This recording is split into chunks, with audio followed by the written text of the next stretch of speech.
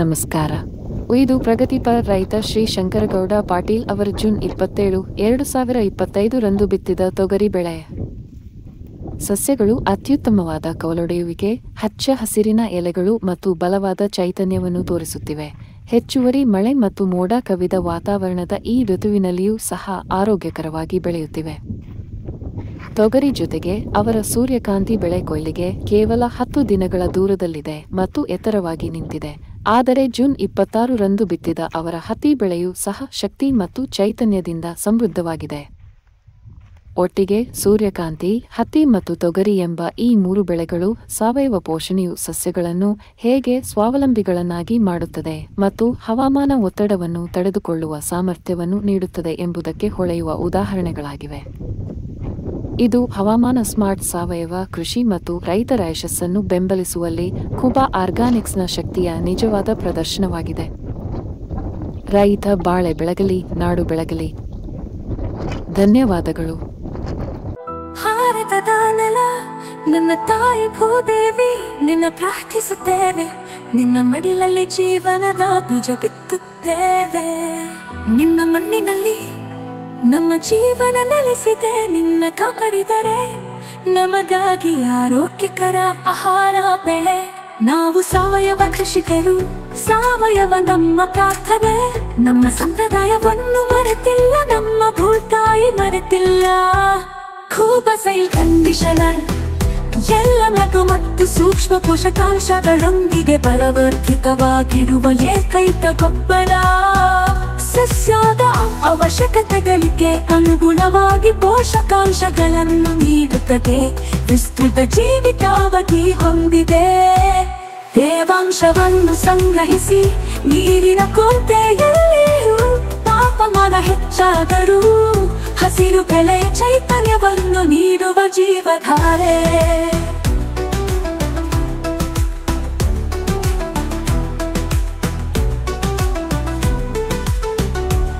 ಈ ಗೊಬ್ಬರವು ಎಲೆಗಳು ಬೇರುಗಳ ನೇರ ಸಂಪರ್ಕಕ್ಕೆ ಬಂದರೂ ಗೊಬ್ಬರ ಹಾಕಿದ ನಂತರ ನೀರು ಹಾಕುವುದು ತಡವಾದರೂ ಸಸ್ಯಗಳಿಗೆ ಯಾವುದೇ ಹಾನಿಕಾರಕ ಪರಿಣಾಮಗಳಿಲ್ಲ.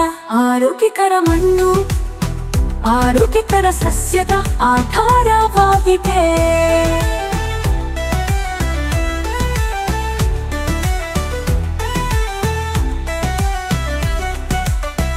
ಆರೋಗ್ಯಕರ ಮಣ್ಣು ಆರೋಗ್ಯಕರ ಸಸ್ಯದ ಆಧಾರವಾಗಿದೆ. ಆರೋಗ್ಯಕರ ಸಸ್ಯವು ಹವಾಮಾನ ಬದಲಾವಣೆಗಳು, ಕೀಟಗಳು ಮತ್ತು ರೋಗಗಳ ಸಂದರ್ಭದಲ್ಲಿ ತನ್ನನ್ನು ತಾನೇ ರಕ್ಷಿಸಿಕೊಳ್ಳುವ ಸಾಮರ್ಥ್ಯವನ್ನು ಹೊಂದಿದೆ. ಖೂಬಸೈಲ್ ಕಂಡೀಷನರ್ ಯಾವುದೇ ಮಣ್ಣು, ನೀರು ಅಥವಾ ಹವಾಮಾನಕ್ಕೆ ಸೂಕ್ತ. ಎಲ್ಲ ಬೆಳೆಗಳಿಗೆ ವೆಚ್ಚ ಪರಿಣಾಮಕಾರಿ ಸಾವಯವ ಕೃಷಿ. ಬೇರೆ ಯಾವುದೇ ಗೊಬ್ಬರ ಬೇಕಿಲ್ಲ. ಖೂಬಸೈಲ್ ಬೂಸ್ಟರ್ ಬೀಜ ಸಂಸ್ಕರಣೆ, ಬೇರುಗಳ ಸುರಕ್ಷತೆ ಮತ್ತು ಬೆಳವಣಿಗೆಗೆ. ಖೂಬಾ ಮೋಟರ್ ಕಡಿಮೆ ಬೆಳಕಿನಲ್ಲಿ ಉಳಿಯುತ್ತೆ. ಬೆಳವಣಿಗೆಯ ಸಹಕಾರ.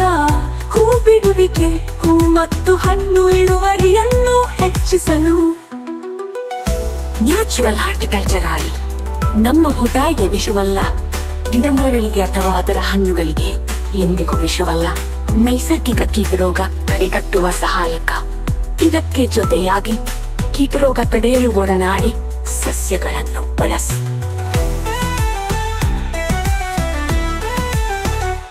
ಪರಿಸರ ನಮ್ಮ ಸ್ನೇಹಿತ, ನಮ್ಮ ಪೂರ್ವಜರ ಬುದ್ಧಿವಂತಿಕೆ. ಪರಿಸರ ಸ್ನೇಹಿಯಾಗಿರುವುದು ಎಂದರೆ ನಿಮ್ಮ ಪ್ರಯೋಜನಕ್ಕಾಗಿ ಪ್ರಕೃತಿಯನ್ನು ಬಳಸುವುದು, ಹಾಗೆಯೇ ಕೃಷಿ ವೆಚ್ಚವನ್ನು ಕಡಿಮೆ ಮಾಡುವುದು. ಆರೋಗ್ಯಕರ ಪೌಷ್ಟಿಕ ಆಹಾರವನ್ನು ಒದಗಿಸಿ ಅನ್ನದಾತ ಎಂಬ ಹೆಸರನ್ನು ಶ್ರೀಮಂತಗೊಳಿಸಿ. ಭೂದೇವಿ ಮಡಿಲಲ್ಲಿ ಭಾರತವು ಜಗತ್ತಿಗೆ ಆದರ್ಶವಾಗಲಿ. ಭೂದೇವಿಯ ಮಡಿಲಲ್ಲಿ ಸಾವಯವ ಕೃಷಿಯ ಪರಂಪರೆಯ ಬೆಳೆಯಲಿ.